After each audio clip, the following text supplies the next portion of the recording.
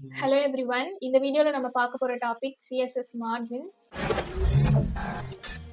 Previous வீடியோல CSS borders பத்தி போட்டிருக்கோம். அது பார்க்காதவங்க பாருங்க, அப்பதான் மார்ஜின்ஸ் புரியும். பார்டர்ஸ்னா ஒரு HTML எலிமெண்டோட அவுட்லைன். அந்த அவுட்லைனுக்கும் வெளியில இருக்கிற ஸ்பேஸ் தான் மார்ஜின். அது எப்படி இருக்குன்னு நம்ம இங்க பார்ப்போம். இங்க நான் எக்ஸாம்பிளுக்கு ஒரு சிம்பிள் HTML ஃபைல் கிரியேட் பண்ணியிருக்கேன். 3 எலிமெண்ட். அதுக்கு 3 கிளாஸ் நேம் வச்சிருக்கேன். box 1, box 2 and box 3. அதுக்கு நம்ம ஸ்டைல்ஸ் ஆட் பண்ணி பார்க்கலாம். இங்கே ஆட் பண்ணியிருக்க ஸ்டைல்ஸ் வந்து நம்ம ப்ரௌசரே டிஃபால்ட்டாக சில ஸ்டைல்ஸ் அப்ளை பண்ணோம். அதை ரீசெட் பண்ணுறதுக்காக அது எல்லாத்தோட வேல்யூவும் நம்ம 0 இங்கே நம்ம கிளாஸஸ்க்கு ஸ்டைல் ஆட் பண்ண ஸ்டார்ட் பண்ணலாம்.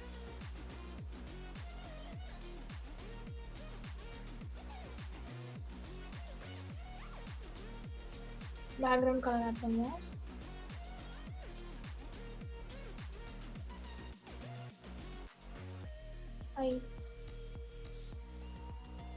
And width.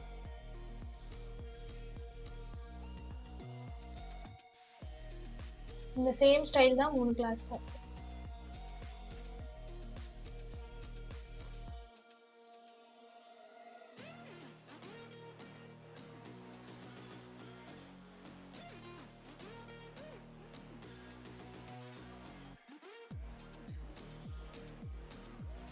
இங்க நம்ம 3 பாக்ஸஸ் ஆட் ஆயிடுச்சு. இப்போ நம்ம கலர்ஸ் மாத்தினா டிஃபரன்ஸ் தெரியும்.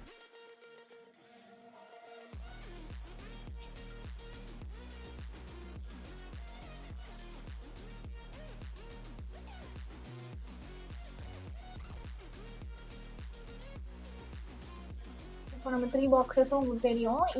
இங்க பார்டர்னா இந்த எலிமெண்ட்ஸோட அவுட்லைன் தான் பார்டர். அந்த பார்டருக்கும் மேல இருக்க ஸ்பேஸ் தான் மார்ஜின். மார்ஜின் எப்படி ஒர்க் ஆகுதுன்னு இப்போ எலிமெண்ட் மார்ஜின் ஆட் பண்ணி பார்க்கலாம். Margin 10 pixel. இப்போ நம்ம பார்டருக்கும் வெளியில நம்மளுக்கு எக்ஸ்ட்ரா ஸ்பேஸ் ஆட் ஆயிருக்கு. அதுதான் மார்ஜின். இங்க நம்ம மார்ஜின் வந்து 10 பிக்சல் கொடுத்ததுனால margin top, margin right, margin bottom and margin left 4 சைடுமே நம்மளுக்கு மார்ஜின் ஆட் ஆயிருக்கு. நம்ம மார்ஜின் வந்து இண்டிவிஜுவல் ப்ராப்பர்ட்டிஸாவும் யூஸ் பண்ணலாம், ஒவ்வொரு சைடுக்கும் தனியா. ஃபார் எக்ஸாம்பிள் இந்த செகண்ட் எலிமெண்ட்டுக்கு நம்ம அந்த மாதிரி ஆட் பண்ணலாம். Margin top 10 pixel.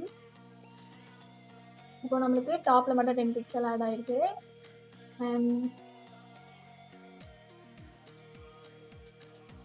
Margin left, இப்போ லெஃப்ட்ல 10 பிக்சல் ஆட் ஆயிருக்கு. மார்ஜின்